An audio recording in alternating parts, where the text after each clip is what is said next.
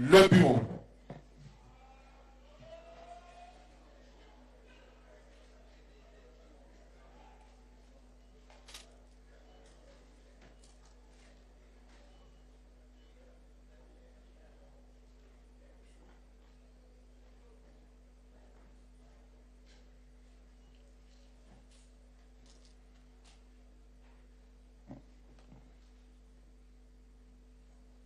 Bon après-midi, chers collègues.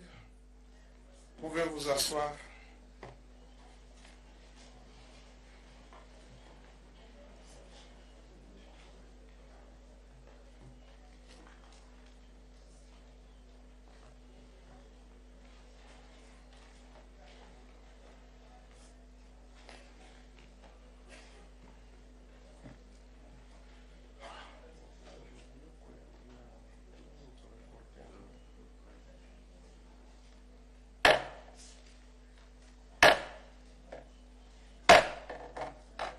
La séance est reprise. Honorables sénateurs et chers collègues, nos travaux de ce jour se présentent comme suit. Examen et adoption du projet de loi de finances pour l'exercice 2024. Nous allons nous limiter à ce point compte tenu de son importance. Les deux autres points relatifs au projet de loi modifiant et complétant la loi numéro 004-2003 du 13 mars 2003 portant réforme des procédures fiscales, tout comme le projet de loi relatif à l'impôt sur le revenu des personnes physiques, seront examinés au cours de la toute prochaine plénière. Ceci étant, nous allons donc retenir un seul point à l'ordre du jour. Qui sont pour cet ordre du jour? Veuillez le manifester. Ceux qui sont pour. Merci. Ceux qui sont contre. Merci. Ceux qui s'abstiennent. Merci. L'ordre du jour est adopté.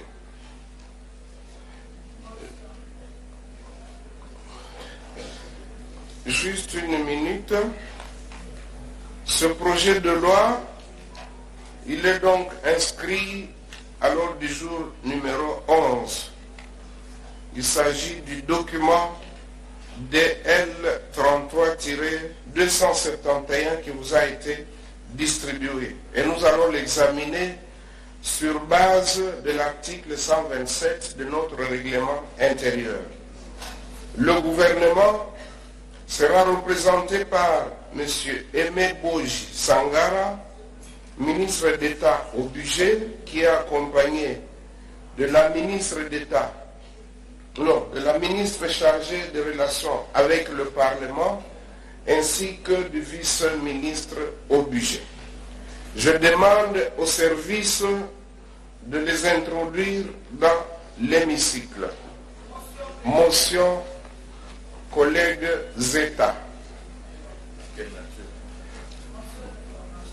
Motion d'information. Vous pouvez venir au micro central. Qu'on aille chercher le ministre.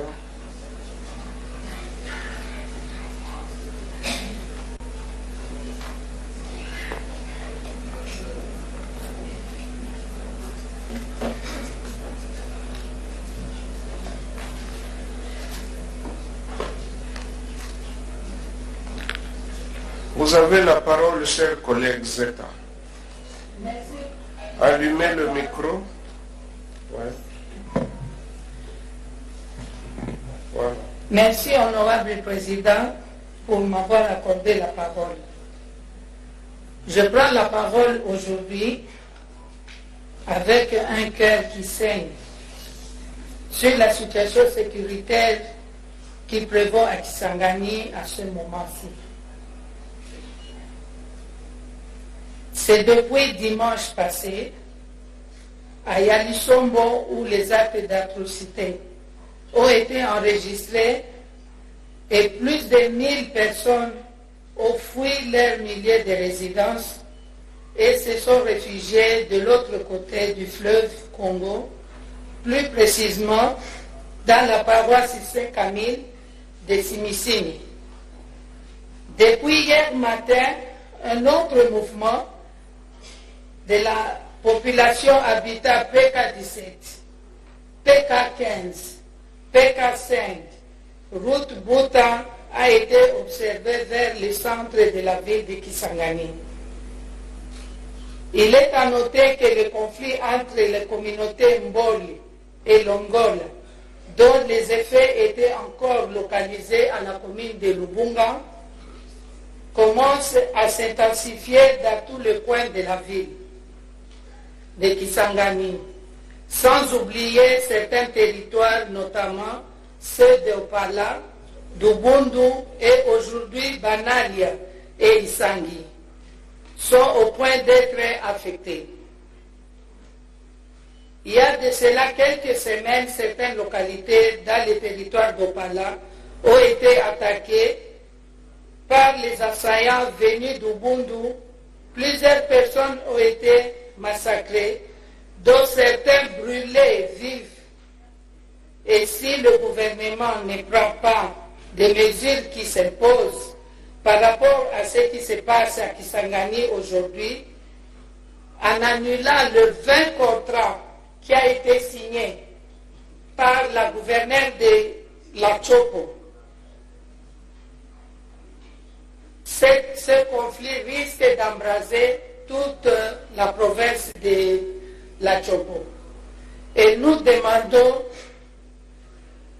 dans ce conflit communautaire, en tant qu'élus, nous demandons au président de la République de s'impliquer personnellement, d'instruire les ministres des Affaires foncières qu'on puisse annuler ce 20 contrat qui a été signé en faveur d'une société agro-pastorale représentée par M.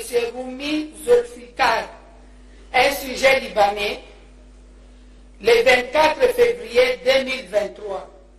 Et le 20 contrat a été signé le même jour pour une concession de plus de 4000 hectares.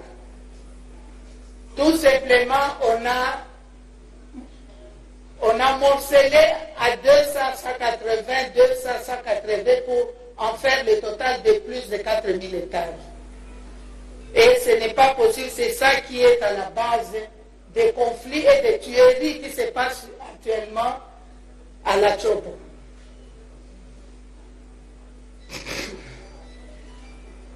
Et je demanderai aussi l'implication des ministres des Affaires humanitaires de venir à l'aide à ces déplacés qui sont abandonnés à leur propre sort.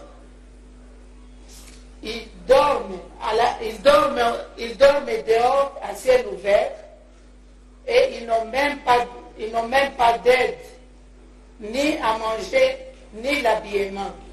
Parce qu'il y a des déplacés qui se sont déplacés brutalement en fouillant l'atrocité qui se passe dans leur milieu d'origine.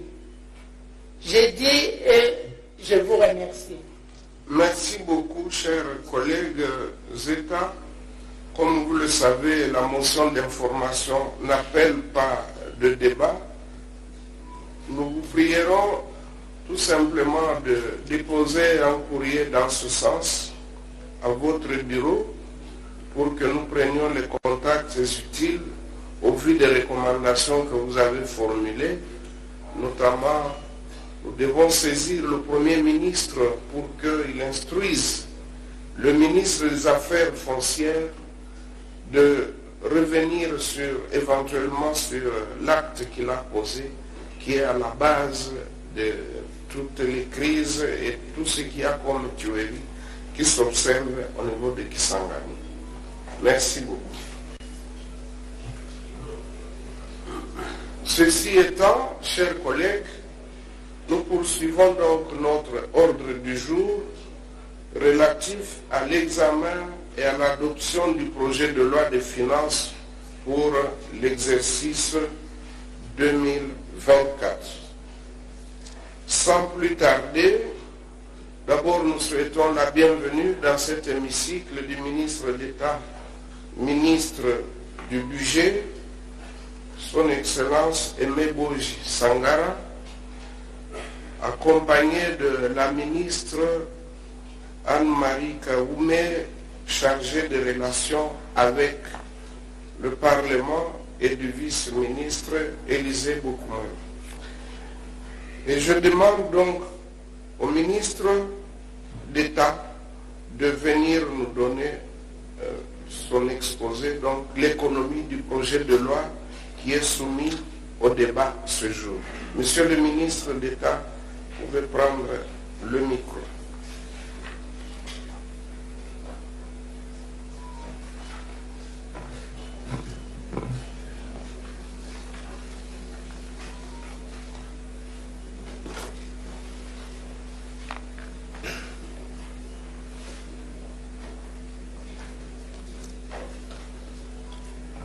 Merci pour la parole, honorable président du Sénat. Honorable président du Sénat, honorable membre du bureau, honorable sénateur. Comme pour chaque exercice depuis notre investiture, c'est encore une fois de plus un grand honneur pour moi de me présenter devant votre auguste assemblée à l'occasion de l'examen du projet de loi des finances de l'exercice 2024, qui se trouve être le dernier de la mandature 2019-2023. Au nom de son Excellence, Monsieur le Premier ministre, chef du gouvernement, permettez-moi d'exprimer à l'égard de la Chambre haute notre profonde gratitude pour la confiance témoignée tout au long de ce quinquennat.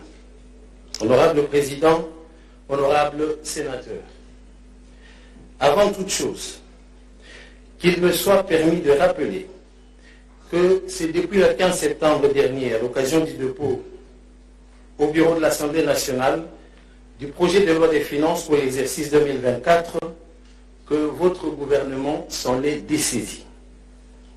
Le Parlement étant l'autorité budgétaire, ce projet de loi a subi en première lecture par l'Assemblée nationale quelques réaménagements avant sa transmission au Sénat pour l'examen en deuxième lecture. C'est pourquoi mon allocution de ce jour portera sur l'économie du projet de loi de finances 2024 dans sa version initiale et s'articule autour des 4 points essentiels ci-après. Le contexte d'élaboration de ce projet de loi des finances et les indicateurs macroéconomiques l'ayant sous-tendu. Les principaux agrégats budgétaires de l'exercice 2024, les principaux agrégats budgétaires de l'exercice 2024, quelques politiques publiques financées par le budget et quelques actions des réformes budgétaires initiées. Honorable Président, le projet de loi de finances que j'ai l'honneur de vous présenter a été élaboré dans un contexte marqué par les efforts constants que votre gouvernement a entrepris pour matérialiser la vision du chef de l'État de faire de la République démocratique du Congo un État fort, émergent et prospère. Ces efforts se concentrent sur les principaux axes ci-après.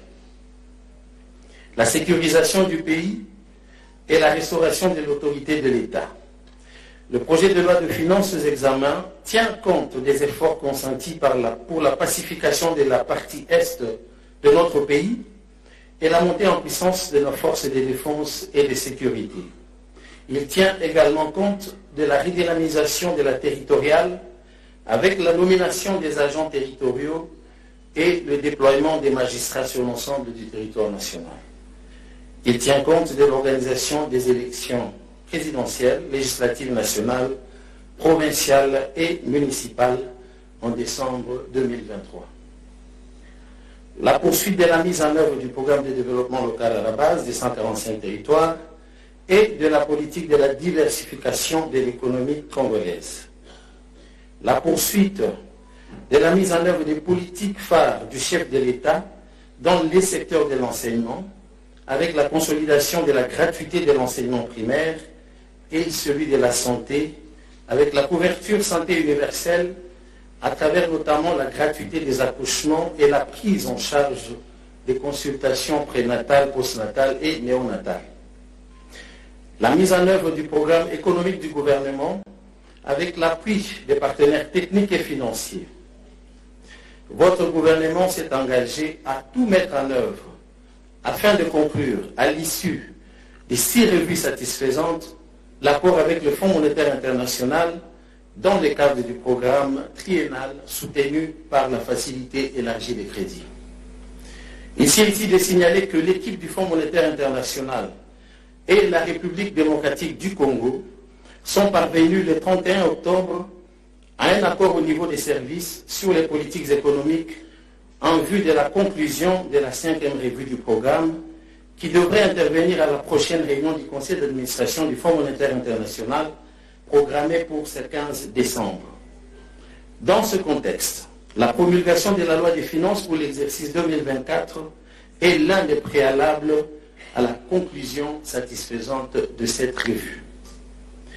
Il sied également de mentionner le fait que d'ores et déjà, nos partenaires du Fonds monétaire international et ceux de la Banque mondiale estiment que le projet de loi des finances publiques pour l'exercice 2024, tel que présenté par votre gouvernement, est suffisamment réaliste et prudentiel en vue du contexte politique national actuel et des perspectives peu réduisantes de l'évolution de l'économie mondiale en 2024.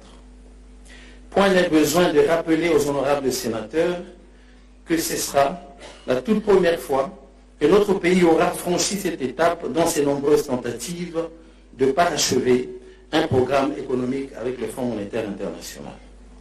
La conclusion de ce programme, qui devrait intervenir en juin 2024 après la 6e revue, va non seulement améliorer notre cote en matière de gestion des finances publiques dans les milieux financiers internationaux, mais aussi accroître notre capacité à accéder à d'autres financements tant bilatéraux que multilatéraux.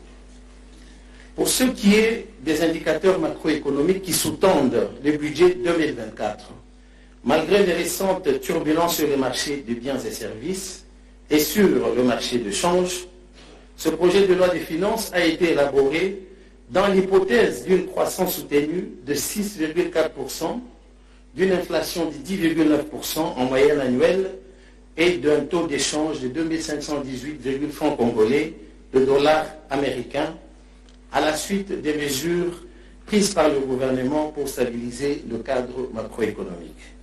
Honorable Président, honorable sénateur, le projet de loi des finances que j'ai l'honneur de vous présenter contient un budget présenté en équilibre en recettes et en dépenses à hauteur de 40 464 milliards de francs congolais, soit un accroissement de 25% par rapport au budget de l'exercice 2023, chiffré à 32 457 milliards de francs congolais.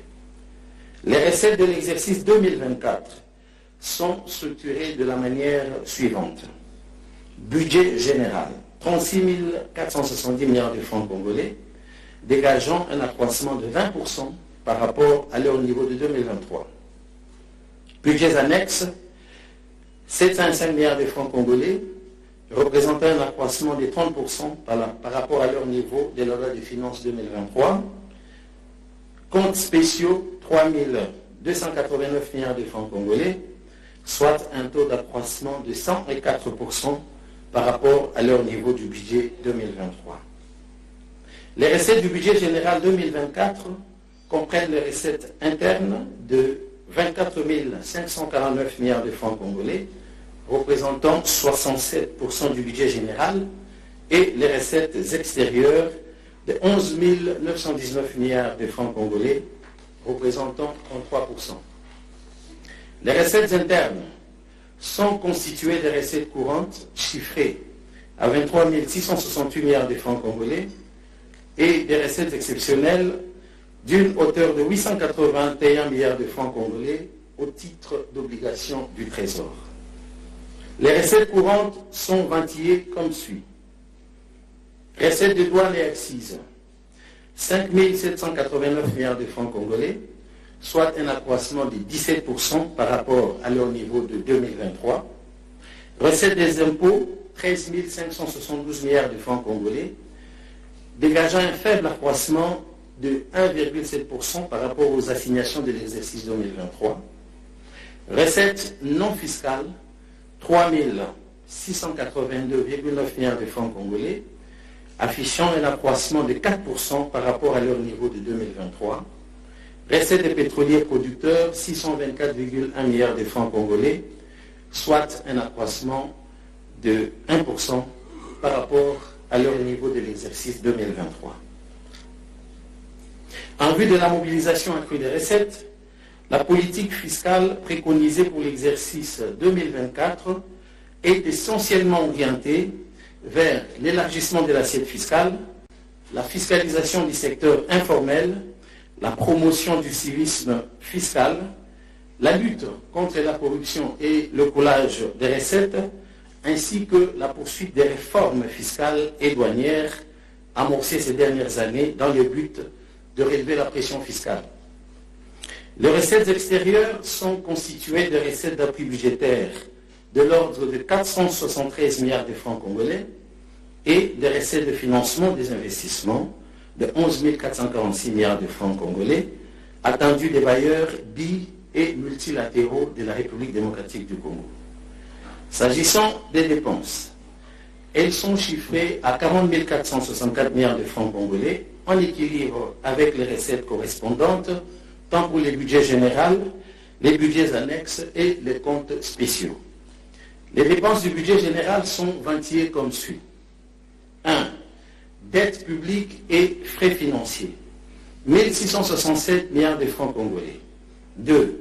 Rémunération, 8015 milliards de francs congolais, représentant 33,9% des recettes courantes et 4,5% du PIB, dans les limites des critères convenus avec le Fonds monétaire international, mais aussi dans les limites des critères de convergence de la région SADC.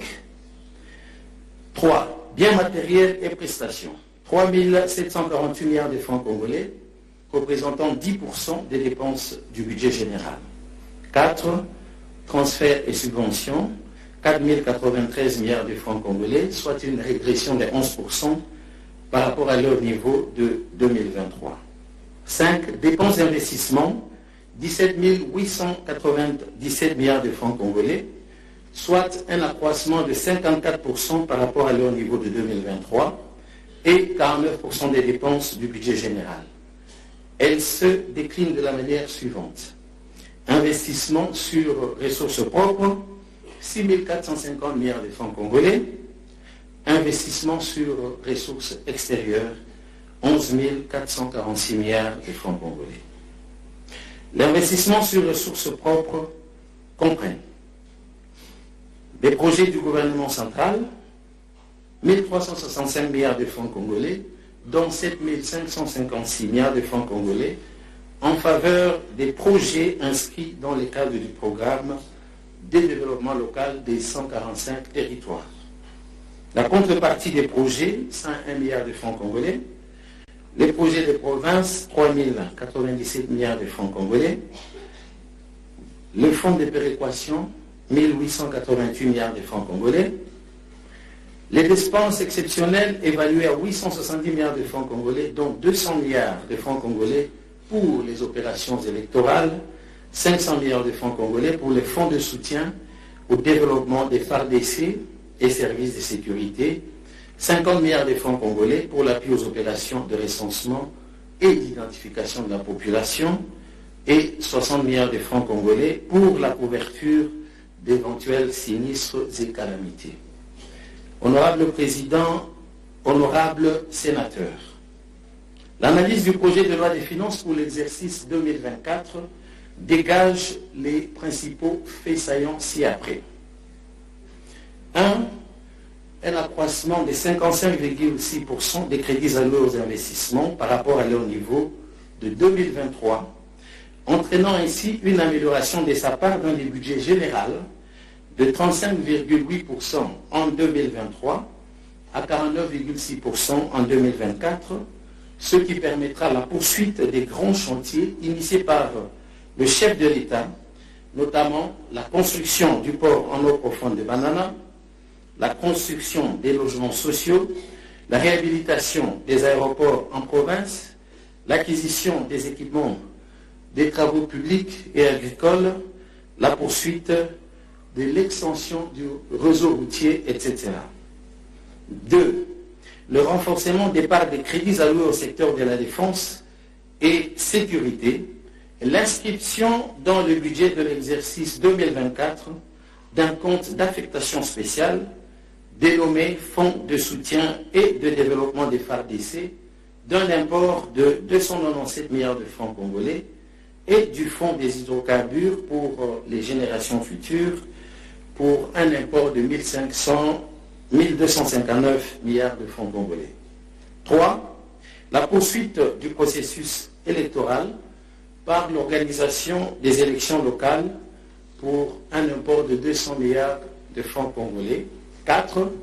L'inscription dans le budget de l'exercice 2024 du Fonds national de réparation des victimes de violences sexuelles liées au conflit et des victimes de crimes contre la paix et la sécurité de l'humanité, FONAREV en sigle, qui bénéficiera d'un prélèvement de 6% de la quotité de la redevance minière allouée au gouvernement central par le Code minier, ainsi que le lancement de ces activités. 5. La prise en compte progressive des revendications sociales des bancs syndicaux dans le cadre des accords conclus avec le gouvernement, ainsi que la poursuite de l'assainissement du fichier paye et de la mise à la retraite des agents et fonctionnaires de l'État éligibles. 6. La poursuite de la mise en œuvre de la politique de la gratuité de l'enseignement primaire et de la mise en œuvre progressive de la couverture santé universelle. 7. La poursuite du financement du PDL 145 territoires sur ressources propres en ajoutant la construction et la réhabilitation des routes de desserte agricoles. 8. La préparation et la présentation du budget en mode programme des 7 secteurs pilotes éligibles. Il s'agit de l'EPST, de la santé, de la défense nationale, l'agriculture, pêche et élevage, développement rural et ITP. Ceci en application de l'article 230 de la loi relative aux finances publiques tel que modifié à ce jour. 9. La mise en œuvre des dispositions de l'article 103 de la loi relative aux finances publiques qui consacre la déconcentration de l'ordonnancement. Et 10. L'amorce de la diversification de l'économie nationale. Honorable Président du Sénat, honorables membres du Bureau, honorables sénateurs, pour ce qui est de quelques politiques publiques financées par le budget, qu'il me soit permis de rappeler quelques réalisations à l'actif de votre gouvernement sous le leadership de son Excellence M. Félix-Antoine Tshisekedi Tshilombo, président de la République, chef de l'État, et la coordination de son Excellence M. Jean-Michel Sama Lukonde, Premier ministre, chef du gouvernement. Sur le plan économique, en dépit des différents chocs observés, tant au niveau externe qu'interne, l'économie congolaise a fait preuve de résilience durant cette période grâce à la coordination, à la bonne coordination, voulais-je dire, des politiques budgétaires et monétaires, ainsi qu'à la poursuite de la mise en œuvre des réformes structurelles et du programme économique du gouvernement, soutenu par la facilité élargie de crédit du Fonds monétaire international. Sur le plan du pouvoir des finances publiques, il s'observe une tendance haussière du budget du pouvoir central, passant de 10 352 milliards de francs congolais en 2019 à 32 457 milliards de francs congolais en 2023, faisant ainsi passer la pression fiscale de 7,8% en 2020 à 10,5% en 2021, à 14,6% en 2022 et à 14,8% en 2023. En plus de cette performance, le respect du dépôt à l'Assemblée nationale dans les délais constitutionnels du projet de loi de finances a été strictement observé 3 années consécutives. Sur le plan sécuritaire, les allocations budgétaires dans ces secteurs ont sensiblement augmenté de 1 589 milliards de francs congolais en 2019 à 3 553 milliards de francs congolais en 2023, soit un accroissement de 123,6% à la suite de la mise en œuvre de la loi de programmation militaire. Sur le plan institutionnel, plusieurs réformes ont été amorcées dans différents secteurs dans le but d'améliorer la gouvernance du pays, parmi lesquels on peut citer l'amorce de la numérisation du pays, la révisitation du plan stratégique de réforme des finances publiques et l'accélération de sa mise en œuvre, la modernisation du cadastre foncier, la redynamisation de l'inspection générale du travail, la redynamisation des organes de contrôle de gestion des deniers publics, le renforcement des mécanismes de lutte contre la corruption et le blanchiment des capitaux, la poursuite de la réforme et modernisation de la fonction publique, la poursuite de la réforme judiciaire, la promotion des droits des personnes vivant avec handicap, la promotion du genre, etc. Sur le plan social, les efforts ont été fournis pour s'aligner aux engagements internationaux auxquels le pays a souscrit, à savoir 19,9% pour le partenariat mondial pour l'éducation, 15% pour la santé, suivant l'accord d'Abuja, et 10% pour l'agriculture, conformément au protocole de Maputo. À la fin de 2023, ces parts atteindront successivement une moyenne de 9,7% pour la santé, 19,4% pour l'éducation et 11,2% pour l'agriculture. Les parts de ces secteurs sociaux ont ainsi connu des accroissements significatifs entre 2019 et 2023. Sous l'impulsion de son Excellence, Monsieur le Président de la République, chef de l'État, le gouvernement a mis en œuvre des politiques sectorielles visant à améliorer les conditions sociales de la population congolaise à travers les actions principales ci-après. La gratuité de l'enseignement primaire, avec plus de 5 millions d'enfants réinsérés dans les systèmes éducatifs, 266 200 enseignants mécanisés. Le démarrage de la couverture santé universelle, je l'ai dit plus haut, avec la gratuité des accouchements et la prise en charge des consultations prénatales, post-natales et néonatales, le soutien du pouvoir d'achat de la population par la subvention aux sociétés pétrolières en vue du maintien d'un prix social du carburant à la pompe, l'amélioration des conditions salariales des agents et fonctionnaires de l'État et le rajeunissement de son personnel, la mise en place du programme national de transport pour étudiants, Transacademia, et l'augmentation du charroi automobile de Transco, ainsi que son déploiement en province. Sur le plan des secteurs des infrastructures, le programme de développement local des 145 territoires qui, au stade actuel, a permis la construction de plus de 177 écoles, 105 centres de santé et 29 bâtiments administratifs et autres infrastructures de base à travers les territoires du pays. La construction en cours de la zone économique spéciale de Maluku, et récemment le chef de l'État a inauguré l'usine de fabrication des carreaux. Le démarrage des travaux de construction du port en eau profonde de Banana, la construction de plusieurs ponts et bacs, les bitumages de réseaux routiers d'intérêt général, la construction ou bitumage des voiries, la réhabilitation des voiries, l'entretien des voiries, l'amélioration de la desserte en eau potable par la construction des 2 usines de captage d'eau. L'usine de Lembaïmbou, d'une capacité de 35 000 m3 par jour, desservant notamment certaines communes de la Tchangou, le campus de l'université de Kinshasa et une partie de Mongafula. L'usine de Binza, Ozone, d'une capacité de production de 110 000 m3 par jour, desservant plus de 1 500 000 consommateurs des quartiers tels que Bizaozone, Boudi Lutendele, Météo, etc. La finalisation des travaux du barrage de Kakobola dans le Kwilu et Katende dans le Kasaï central, la construction et la réhabilitation des ouvrages sportifs en rapport avec la 9e édition des Jeux de la francophonie, la création de la société d'exportation d'or artisanal, Primera Gold, qui a permis d'exporter plus de 2 tonnes d'or vers les Émirats arabes unis de décembre à juin 2023, réduisant ainsi considérablement l'exportation illégale de ce métal précieux.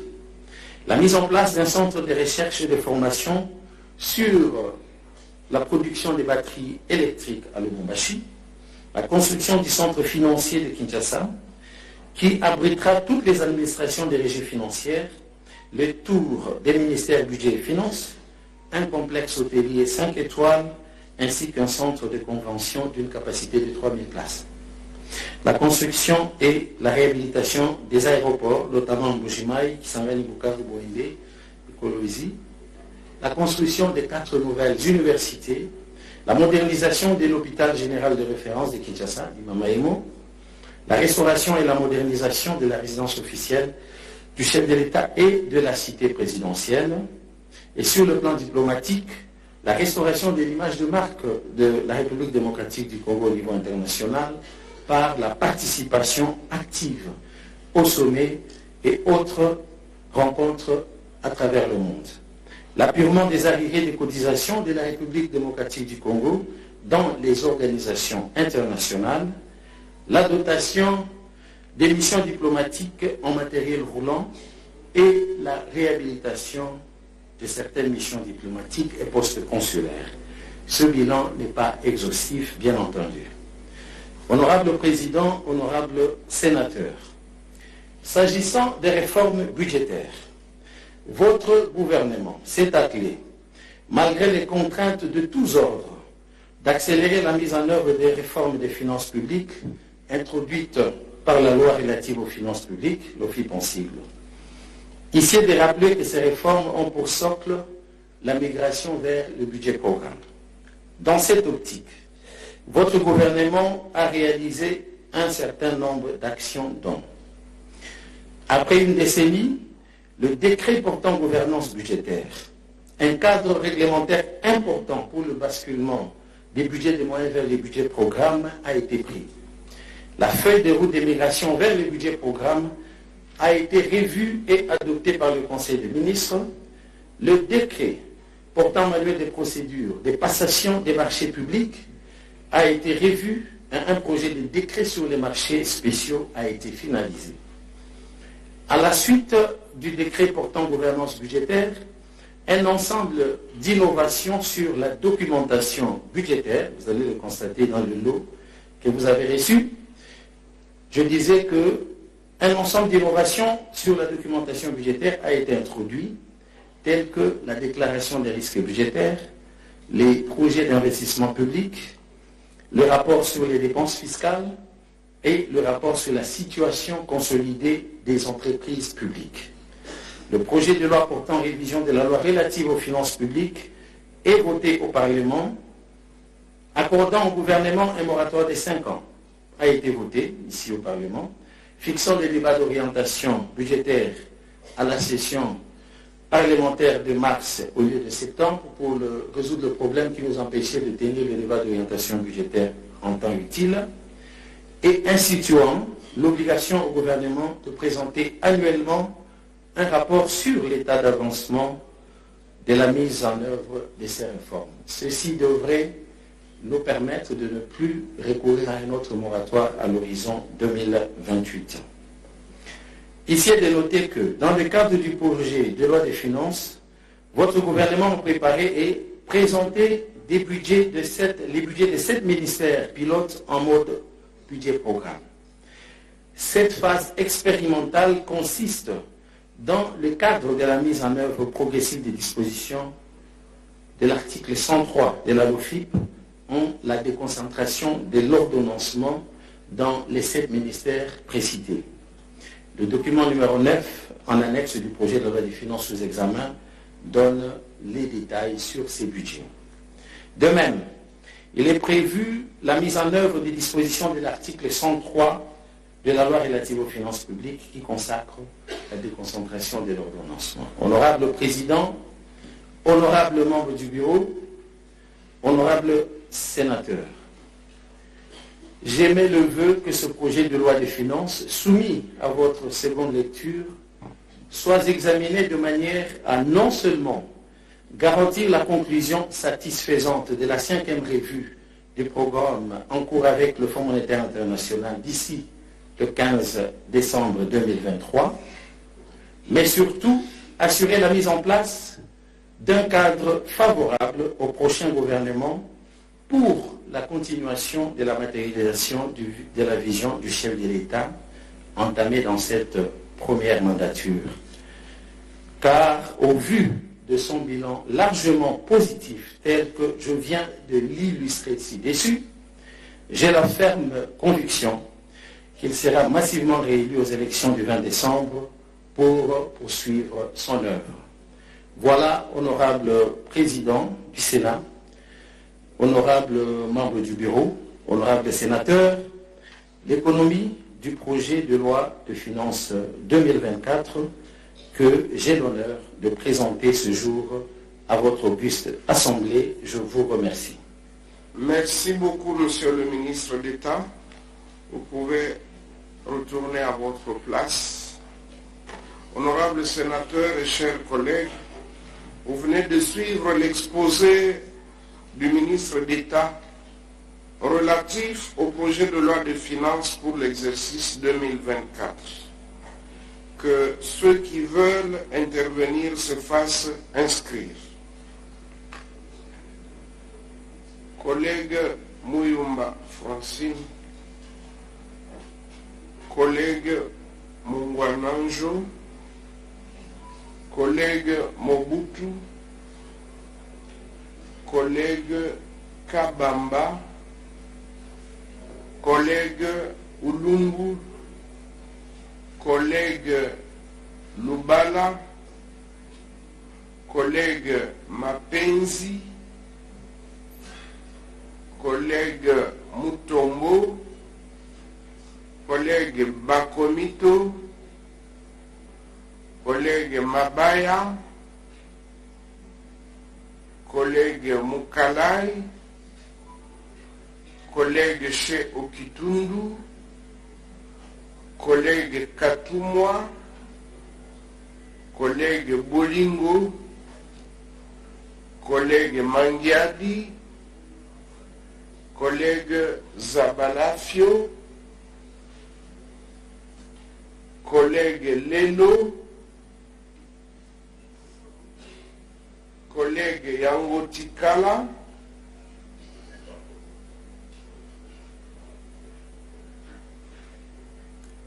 voilà. Je vais reprendre la liste pour être sûr que je n'en ai omis aucun intervenant. Voici la liste des collègues qui sont inscrits et qui ont demandé à prendre la parole sur le projet de loi de finances exercice 2024. Il s'agit de collègues ci-après. Muyumba, Mungwanaju, Mobutu, Kabamba, Ulungu, Lubala, Mapenzi, Mutombo, Bakomito, Mabaya, Mukalai, Che Okitundu, Katumwa, Bolingo, Mangiadi, Zabalafio, Lelo et Yangotikala. Je crois que je n'ai mis personne. La liste est close et je donne directement la parole à la collègue Muyumba Francine.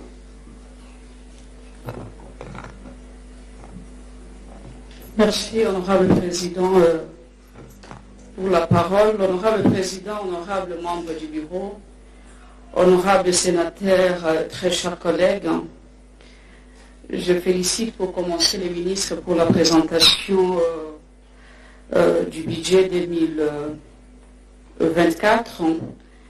Néanmoins, honorable président, j'ai quelques préoccupations importantes. Monsieur le ministre, j'ai comme l'impression que venir au Parlement devient juste une formalité pour le gouvernement. Nous présenter des choses que vous n'allez pas respecter, comme toujours. Et c'est une grande préoccupation. Parce que si nous représentons le peuple congolais, et ce peuple mérite le respect. Monsieur le ministre, avant de commencer, et tout ce que nous suivons, que ce soit dans les médias, les dépassements budgétaires bas record. Il y a toujours des dépassements. Et cela de plus en plus avec flagrance. Toutes les institutions, s'il vous plaît, toutes les institutions sont concernées. Le président de la République, le ministère, le Parlement, des dépassements de plus de 500%. Monsieur le ministre, voire plus, malgré tout le bruit que fait l'IGF, qui est censé effectuer des contrôles a priori et a posteriori. Nous avons comme l'impression que même le contrôle parlementaire ne sert plus à rien. Quelle solution pouvez-vous proposer pour mettre fin à cette situation? Pourquoi le budget de l'État est géré sans respect aux principes qui régissent la chaîne des dépenses? Pourquoi tel dysfonctionnement, monsieur le ministre? On liquide sans ordonnancement. On ordonnance sans paiement. Quelle place occupe à vos yeux la loi sur les finances publiques, l'OFIP? Pendant que les budgets augmentent d'année en année, la caisse de péréquation peine à s'opérationnaliser. Quel est le vrai problème? Se rendant compte que les provinces, d'abord,